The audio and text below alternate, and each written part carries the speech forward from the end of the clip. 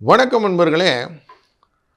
ஆனி மாதம் அப்படிங்கிறது காலச்சக்கர புருஷத்தின் 3ஆம் இடமான மிதுன ராசிக்குள்ளர சூரியன் உட்கார போகிறார்.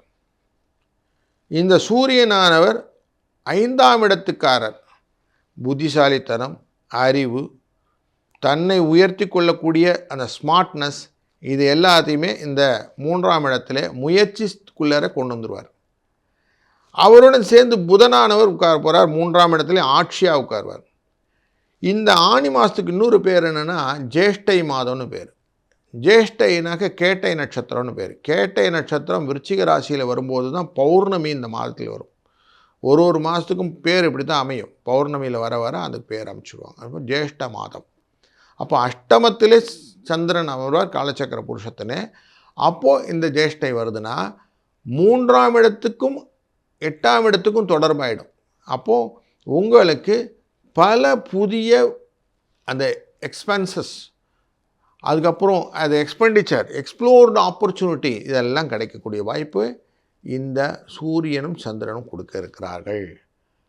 இதனுடைய இன்னொரு எஃபெக்ட் பார்ப்போம்னா 8ஆம் இடம்னா கஷ்டம் அப்படின்னு இருக்கு இல்லையா. அப்போ மழை விஷயத்தில் போய் இப்போ வடநாட்டில் நிறைய மழைகள் கொடுப்பார். ஹிமாச்சலம் அப்படிங்கிற ஏரியாவிலலாம் கொஞ்சம் ஃப்ளட் ரிலேட்டடான விஷயங்கள்லாம் நிறைய நடக்கும். லேண்ட்ஸ்லைட்ஸ். பொருளாதாரத்தில் போய் பார்த்தோம்னா இந்த கோல்டு, சில்வர் அப்படிலாம் ப்ரைஸ் ஒரு மாதிரி ஸ்டேபிளாக இருக்கிறதுக்கான வாய்ப்பு உண்டு. ஸ்டாக் மார்க்கெட் ரிலேட்டடாக, ஷேர் மார்க்கெட் ரிலேட்டடாக பார்த்தோம்னா நிறைய ஃப்ளக்சுவேஷன்ஸ் கொடுப்பார்.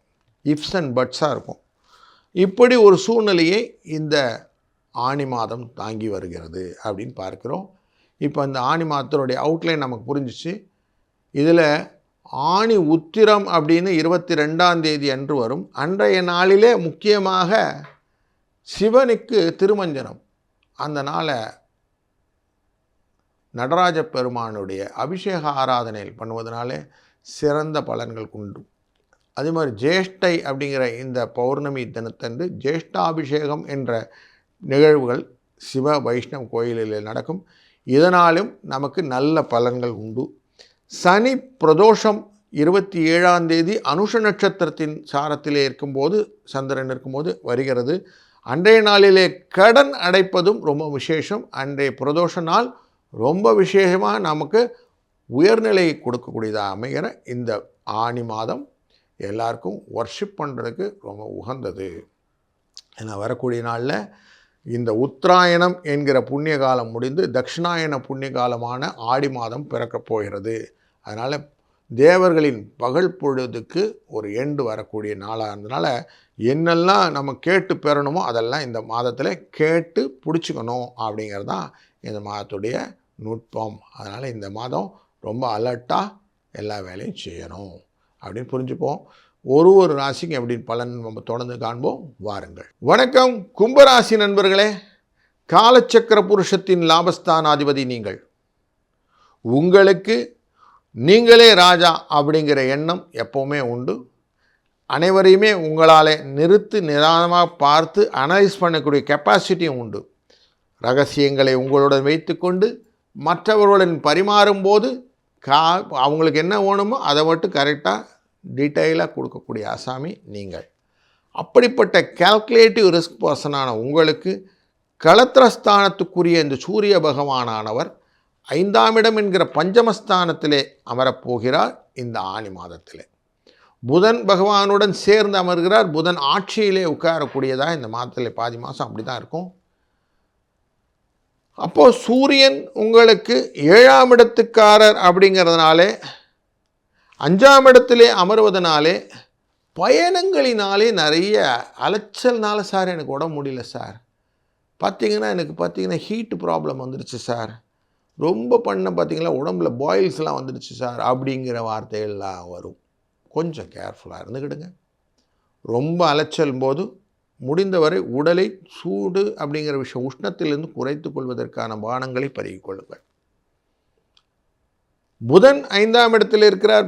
புத்தி ரிலேட்டடான விஷயங்கள் எல்லாம் இருக்குமே அப்படின்னா புத்தி தடுமாற்றி வரக்கூடிய அவமானங்களையும் சந்திக்க வேண்டி வரும். அதனால் கொஞ்சம் நம்மளுடைய வார்த்தைகளை கரெக்டாக பார்த்துக்கணும்.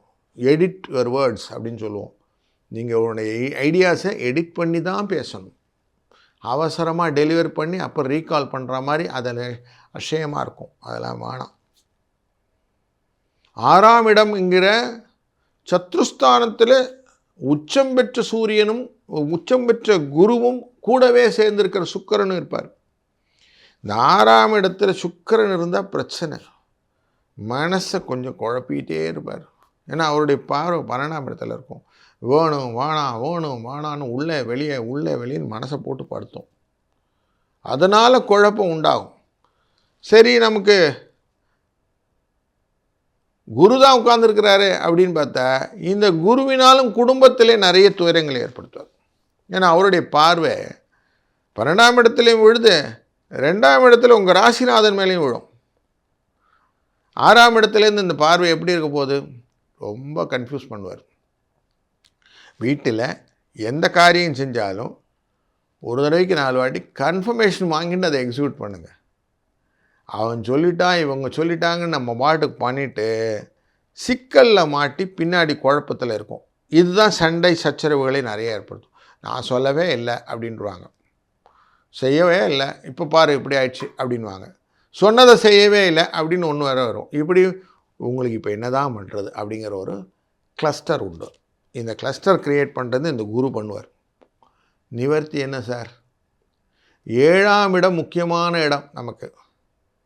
அங்கே உத்திர நட்சத்திரத்தை கிராஸ் பண்ணுவார் சந்திரன். அன்னைக்கு 22ஆம் தேதி அன்னைக்கு உத்திரத்தோடு சேர்ந்த இந்த திருவாதிரை நட்சத்திரக்காரன நடராஜ பெருமானுக்கு அபிஷேக ஆராதனை நடக்கும். இப்போ இந்த அபிஷேக ஆராதனை உங்களுக்கு வரப்பிரசாதம். இதை போய் அவசியம் பார்த்துருங்க. முடிந்த வரைக்கும் உங்களால் முடிந்த அபிஷேக பொருட்களை வாங்கி கொடுத்து அமைதியாக நடராஜ பெருமானை கனக சபாபதியை வணங்க அது ஒரு பரிகாரமாய் மாறும். ஏன்னா வரக்கூடிய நாட்களில் அந்த கன்னிராசிக்குள்ளே போகும்போது சந்திராஷ்டம எஃபெக்டெல்லாம் உங்களுக்கு வந்துடும். அதனால் உங்களால் தொழிலெல்லாம் கொஞ்சம் டிஸ்டர்ப்டாக இருக்கக்கூடிய நாட்களாக இருக்கும். அதுக்கப்புறம் கொஞ்சம் கொஞ்சமாக மாற்றம் கிடைக்க ஆரம்பிக்கும். முக்கியமாக இந்த ஜேஷ்ட நட்சத்திரத்திலே வரும்போது தொழிலில் புதிய முன்னேற்றங்கள், ஒரு பெரிய ஆப்பர்ச்சுனிட்டி, செய்யலாங்கிற எண்ணங்கள் இதெல்லாம் வர ஆரம்பிக்கும். அப்போ கொஞ்சம் ரிலீவ் ஆகக்கூடிய சூழ்நிலை இந்த உத்திரம் கொடுக்கும். சனி பிரதோஷம் 27ஆம் தேதி அன்று இருக்கிறதுல கொஞ்சம் கடனெல்லாம் அடைங்க. அன்றைக்கி மைத்திரிய முகூர்த்தம். அதனால் கடனை அடைத்தால் கடன் எவ்வளோ பெரியதாக இருந்தாலும் குறைந்து விடும். கவலைப்படாதீங்க, ஜெயிச்சுடலாம். அதை விட்டுட்டிங்கனாலும் பரவாயில்ல. ஜூலை 3ஆம் தேதி சங்கடகர சதுர்த்தி அன்று விநாயகப் பெருமானை வணங்கி கடனை அடைங்க. முழுமுதற் கடவுளினால் அனைத்து விதமான கஷ்டங்களும் நிவர்த்தி ஆகக்கூடிய சூழ்நிலையும் உங்களுக்கு கிடைக்கும்.